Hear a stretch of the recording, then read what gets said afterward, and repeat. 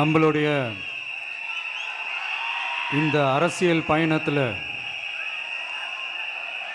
மிக மிக மிக முக்கியமான ஒரு காலகட்டத்தில் நாம் இருக்கிறோம். நான் ஏன் இதை இவ்வளோ அழுத்தமாக சொல்கிறேன் அப்படின்னா,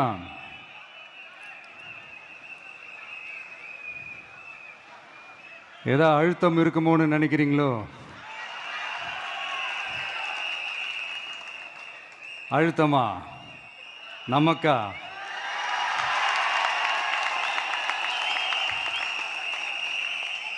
இந்த அழுத்தத்துக்கெல்லாம் அடங்கி போற ஆளா இந்த ஆளு? இந்த மூஞ்சா பார்த்தா அப்படியா தெரியுது உங்களுக்கு?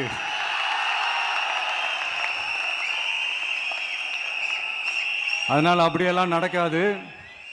அதுவும் முக்கியமாக நம்மக்கிட்ட அதெல்லாம் நடக்கவே நடக்காது. ஆனால் அழுத்தம் இருக்குதான்னு கேட்டிங்கன்னா இருக்குது. அது நான் இல்லைன்னு சொல்ல வரல. நமக்கு இல்லை, மக்களுக்கு. தமிழ்நாட்டை இதுக்கு முன்னாடி ஆண்டவங்களும் சரி பாஜகவுக்கு அடிமையாக தான் இருந்திருக்கிறாங்க. ஸோ அவங்கள நம்பியும் ஒரு பிரயோஜனமும் இல்லை. இப்போ ஆண்டுகிட்டு இருக்கிற இந்த திமுக அரசாச்சும் நமக்கு ஏதாவது செய்வாங்கன்னு பார்த்தா இவங்களும் அவங்கள மாதிரியே தான். இன்னும் சொல்ல போனால் ஒரு படி மேலே, இன்னும் மோசம். அவங்களாச்சும் நேரடியாக சரண்டர் ஆகி இருப்பாங்க, இவங்க மறைமுகமாக சரண்டர் ஆகி இருக்கிறாங்க. அவ்வளோதான் வித்தியாசம். அதனால நீங்கள் பார்த்தீங்கன்னா அவங்களோட அந்த வேஷம் கலைஞ்சிடக்கூடாதுன்றதுக்காக இந்த கலராக கவர்ச்சிகரமான இந்த அறிவிப்புகள்லாம் வெளியிடுறாங்க. நோட்டீஸ் பண்ணியிருப்பீங்கன்னு நினைக்கிறேன்.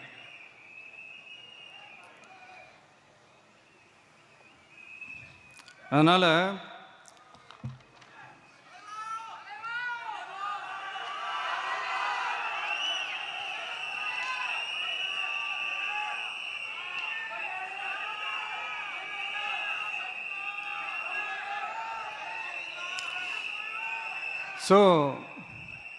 இவங்க எல்லாரும் இப்படியே இருக்கிறாங்களே, நமக்காக உண்மையாக உழைக்கிறதுக்கு யாராச்சும் வந்துட மாட்டாங்களா அப்படின்னு மக்கள் ஒரு விதமான அதை வெளியில் சொல்ல முடியாத ஒரு அழுத்தத்தில் இருக்கிற நேரம் இது. மாற்றி மாற்றி ஓட்டு போட்டு ஏமாந்து அவங்க இப்போ நம்மளை நம்புகிறாங்க. நம்மளுடைய இந்த தமிழக வெற்றி கழகத்தை இந்த விஜய் கூட நிற்பான்னு நம்புகிறாங்க.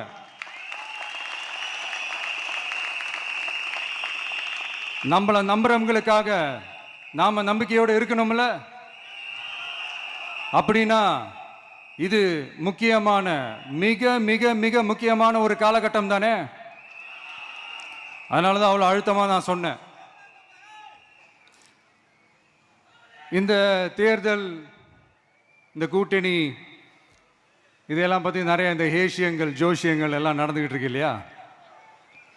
என்னப்பா இந்த விஜய் இப்போ தான் வந்திருக்கிறாரு, இவர் கூடலாம் யார் வரப்போகிறா, அவங்க வரமாட்டாங்க, இவங்க வரமாட்டாங்க, அப்படி இப்படின்ட்டு நம்மளை பற்றி ஒரு அண்டர் எஸ்டிமேட் பண்ணிகிட்டு இருக்காங்கல்ல.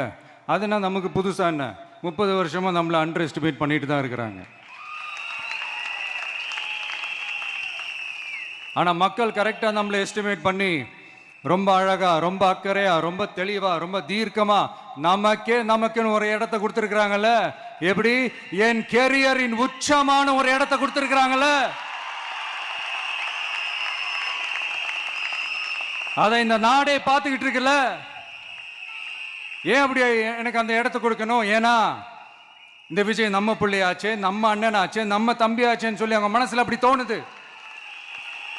அதனால தான் நமக்கு அப்படி ஒரு இடத்த கொடுத்து உள்ளன்போடு அள்ளி நம்மளை அரவணைச்சிக்கிட்டு இருக்கிறாங்க. அப்படி நம்மளை நம்புறவங்களுக்காக நாம் உழைக்கிறதே அது ஒரு பழக்கமாகி இப்போ அதுவே என்னுடைய ஒரு ஒரிஜினல் கேரக்டராகவே மாறிடுச்சு. இத்தனை வருஷமாக இருக்கிற அந்த உழைக்கிற குணம் அது எப்படி மாறும்? அதெல்லாம் மாறவே மாறாது. அரசியலுக்கு வந்ததுக்கு அப்புறமும் சரி, ஆட்சி அதிகாரத்துக்கு வந்ததுக்கு அப்புறமும் சரி, ஒன்னே ஒன்று சொல்கிறேன், எழுதி வச்சுக்கோங்க. இதுக்கு முன்னாடி இருந்தவங்க மாதிரியோ இல்லை இப்போ இருக்கிறவங்க மாதிரியோ ஊழல் செய்யவே மாட்டான்.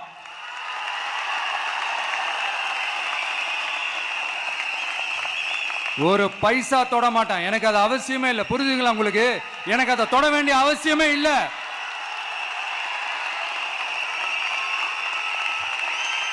ஒரு துளி ஊழல் கரை கூட படியவே படியாது, படியவும் விட மாட்டான்.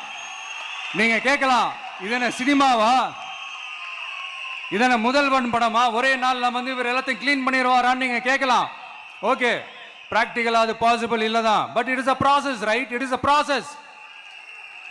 இப்படி எதுக்குமே ஆசைப்படாத ஒருத்தன் அரசியலுக்கு வரான் அப்படின்னா, அவன் கண்ணு முன்னாடி ஏதாவது ஒரு தப்பு நடக்குது அப்படின்னா, அவன் கண்ணு முன்னாடி ஏதாவது இந்த மாதிரி ஒரு ஊழல் நடக்குது அப்படின்னா, அதை பார்த்துக்கிட்டு அவன் சும்மா இருப்பான்னு நினைக்கிறீங்க?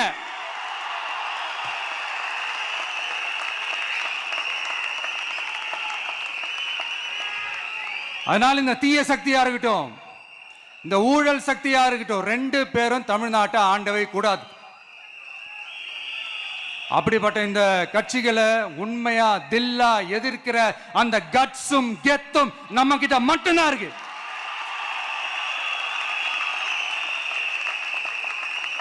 அதனால நீங்க என்ன சூழ்ச்சி நம்ம மேல பண்ணாலும், என்ன அழுத்தம் நீங்க கொடுத்தாலும், இந்த அடங்கி போறதுக்கோ, இந்த அண்டி பொழைக்கிறதுக்கோ, இல்ல இந்த அடிமையா இருக்கிறதுக்கால நாம அரசியலுக்கு வரல.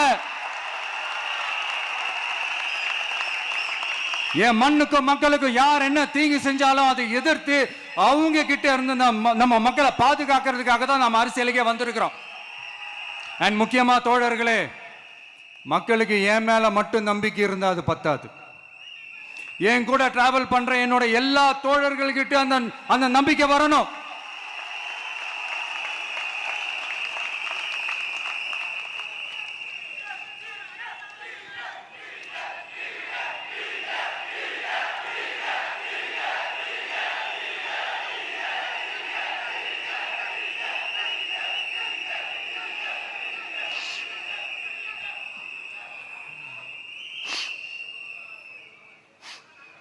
அந்த நம்பிக்கை இல்லைன்னு நான் சொல்ல வரல, இருக்குது.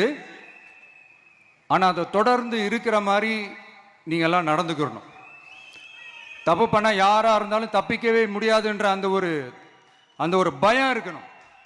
எல்லாரும் உங்களை தான் கேட்கிறேன், எல்லாரும் உண்மையா உழைப்பீங்கல்ல?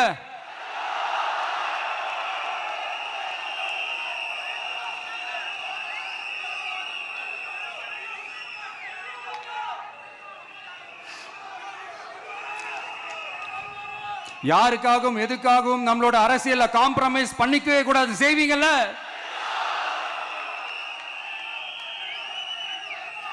அண்ட் தயவு செஞ்சு எல்லாரும் கொஞ்சம் ஒற்றுமையா இருந்து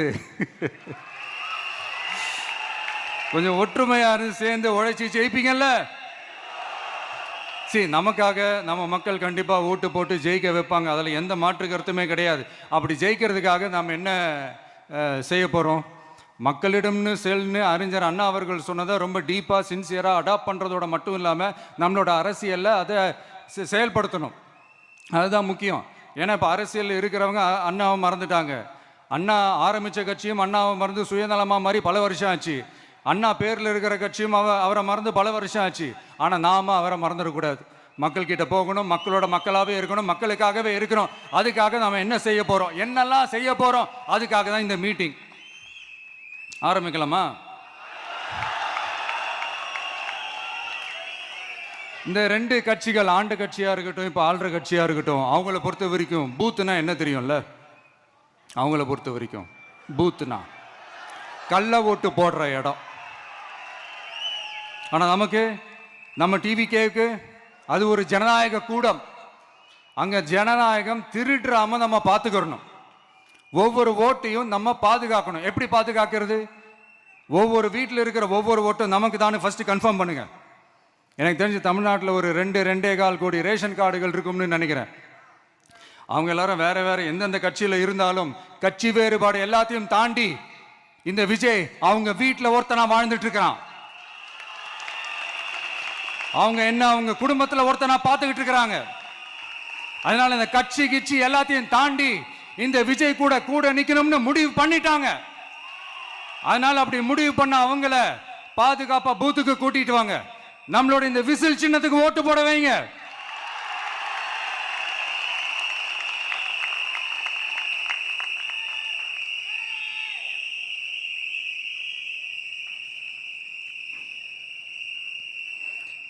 ஒன்றியம், நகரம், பேரூர், பகுதி, கிளைன்னு இங்க வந்திருக்கிற நம்மள எல்லார் நிர்வாகிகளும் தான் நம்ம கட்சியினுடைய ஆணி வேர். நீங்க எல்லாரும் சுதந்திரமா செயல்படணும், சுதந்திரமா செயல்பட விடணும்.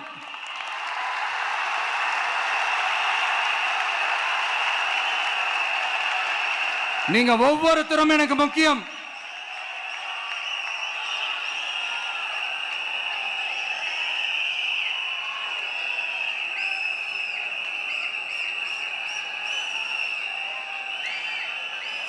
நீங்க தான் நம்மளுடைய இந்த பிஎல்ஏஸ் பூத் லெவல் ஏஜென்ட்ஸோட களத்தில் நின்று வேலை பார்க்க போற ஃப்ரண்ட் லைன் வாரியர்ஸ். இப்ப நடக்க போறது வெறும் எலெக்ஷன் கிடையாது, இது ஒரு ஜனநாயக போர். இந்த டெமோக்ராட்டிக் பேட்டில லீட் பண்ண போற கமாண்டர்ஸ் நீங்க தான்.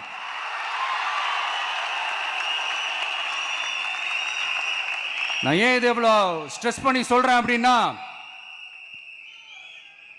இந்த தீய சக்தி எப்படி, இந்த தீய சக்தியோட தில்லு முள்ளுலாம் உங்களுக்கே நல்லா தெரியும். முழிச்சிட்டு இருக்கும் போது முழியை தோண்டி எடுத்துட்டு போற கூட்டம். அதனால கொஞ்சம் ஜாக்கிரதையா இருக்கணும். நம்ம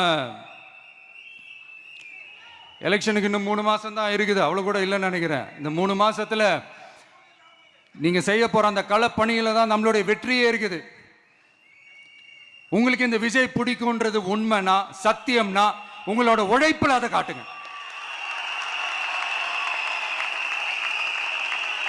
அப்புறம் நாங்க அறிவிக்க போற வேட்பாளர்களுக்கு நீங்க உங்களுடைய முழு ஒத்துழைப்பை நீங்க கொடுக்கணும். கொடுப்பீங்க தானே?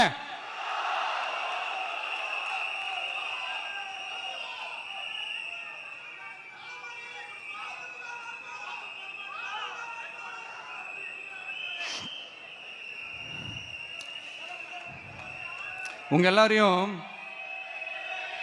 ஒரு எனர்ஜைஸ் பண்ற மாதிரி உண்மையா நடந்த ஒரு கதை ஒன்று சொல்றேன்.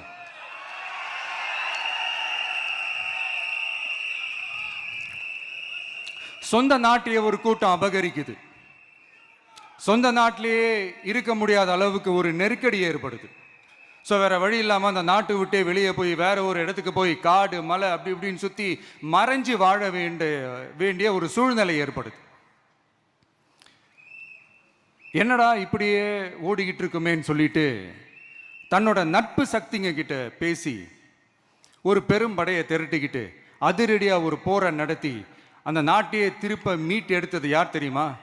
நம்ம கொள்கை தலைவர்களை ஒருத்தரான ராணி வேலு நாச்சியார் அவர்கள் தான்.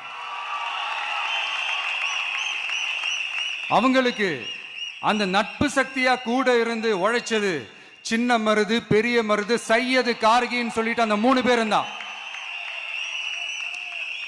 ஆங்கிலேயர் படை, ஆற்காட்டு படை மாதிரி அந்த 2 பெரும் படையை அடிச்சு துவம்சம் பண்ணிட்டு அந்த நாட்டையை திருப்பி மீட்டு எடுத்தது வேலு நாச்சியார். அன்னைக்கு இருந்த ஆங்கிலேயர் படை, ஆற்காட்டு படை மாதிரி இன்னைக்கு என்னென்ன படை இருக்குதுன்னு உங்க எல்லாருக்குமே நல்லா தெரியும். அதனால அந்த 2 படை மட்டும் இல்ல, இன்னும் எத்தனை படை வந்தாலும் எதிர்த்து நின்று ஃபேஸ் பண்றதுக்கு ஒரு நல்ல தலைமையும் இத்தனை சக்திகள் என் கூட இருக்கும் போது, இத்தனை சின்ன மருது, இத்தனை பெரிய மருது, இத்தனை சையது கார்கிகள் என் கூட இருக்கும் போது நம்ம நாட்டை நம்மளால மீட்டெடுக்க முடியாதான்னு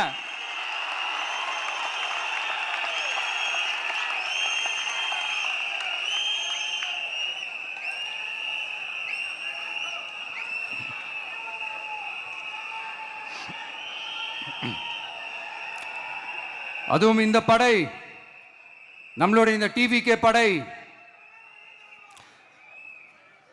நட்பு சக்தி இருந்தாலும் இல்லைனாலும் தனியாவும் நின்று கெத்தா ஜெயிக்கிற அளவுக்கு ஒரு மிகப்பெரிய படை.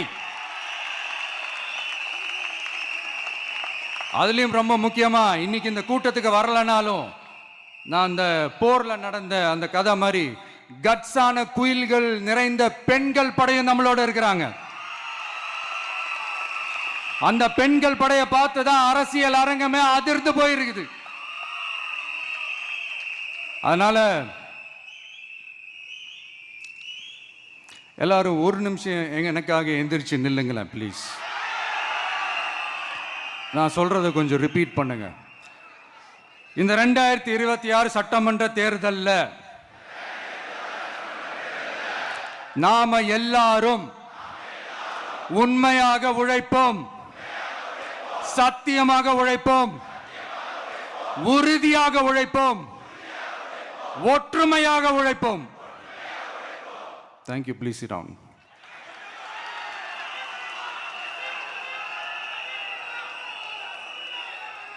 உங்களோட இந்த வார்த்தையை நான் மனப்பூர்வமா நம்புறேன். நான் ஏற்கனவே சொன்ன மாதிரி இந்த வரப்போற தேர்தல் இதுவரைக்கும் தமிழ்நாடு பார்த்திராத ஒரு வித்தியாசமான தேர்தல்.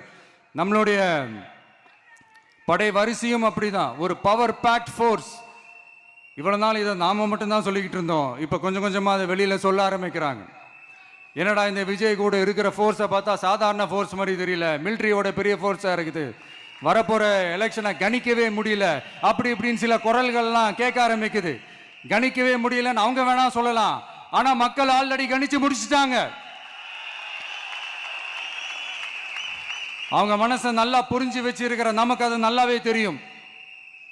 அதனால இந்த எலெக்ஷன் ரிசல்ட்டுக்கு அப்புறம் இந்த தீய சக்தி கிட்ட இருந்தோம், இந்த ஊழல்வாத அடிமை சக்தி கிட்ட இருந்தோம், தமிழ்நாட்டை மீட்டுட்டோம்னு உறுதியா அறிவிப்போம். அதுல எந்த மாற்று கருத்தும் கிடையாது. அதனால என் நெஞ்சில் குடியிருக்கும் தோழர்களே, தோழிகளே,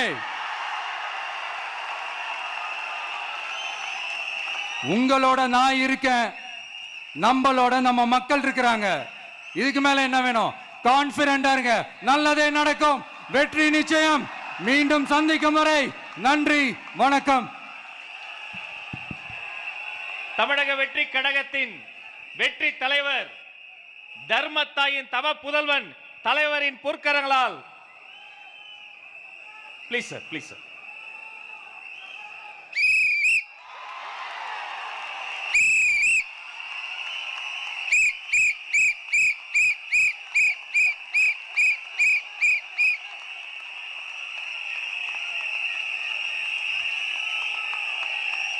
நம்ம சின்னம் உங்கள் சின்னம், நம்மளுடைய வெற்றி சின்னம் விசில்.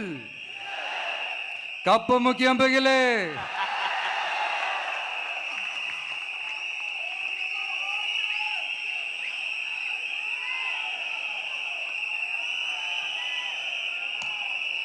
நம்முடைய வெற்றி சின்னத்தை வரலாறு படைக்க போகிற தமிழக வெற்றி கழகத்தின் சின்னத்தை வெற்றி தலைவர் அவர்கள் இப்போது உங்கள் முன்னால்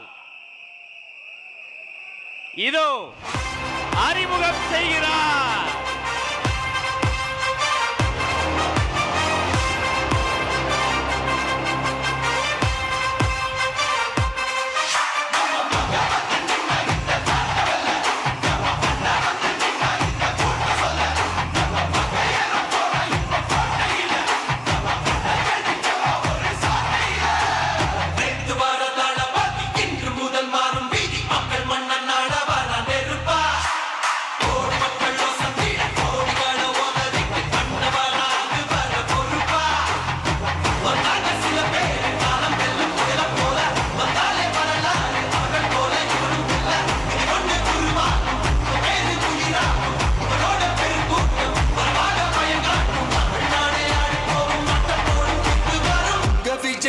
விஜய் உயிரென்ன வரனா, விஜய் உங்க விஜய் எளியவன் குரல் தான்.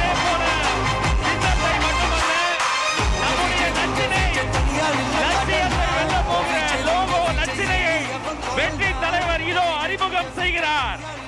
வீட்டுக்கு வீடு, வீதிக்கு வீதி, ஊர் முழுக்க உலகம் முழுக்க புதிய சரித்திரம் படைக்க போகிற தமிழக வெற்றி கழகத்தினுடைய தேர்தல் பரப்புரை லட்சினை வெற்றி சின்னம் விசையோடு இதோ.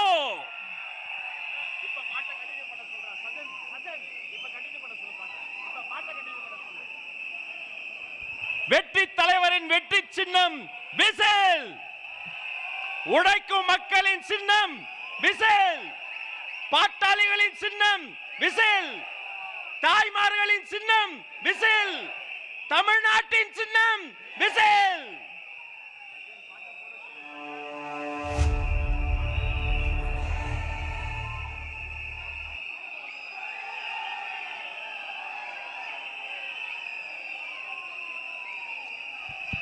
இந்த லோகோ லட்சணையை ஆதாரமாக கொண்டு வீட்டுக்கு வீடு நம்முடைய கேம்பெயின் பரப்புரை துவங்குகிறது என்பதை நெஞ்சார்ந்த மகிழ்ச்சியோடு உங்களோடு பகிர்ந்து கொள்கிறோம். இனி வீட்டுக்கு வீடு விசில்.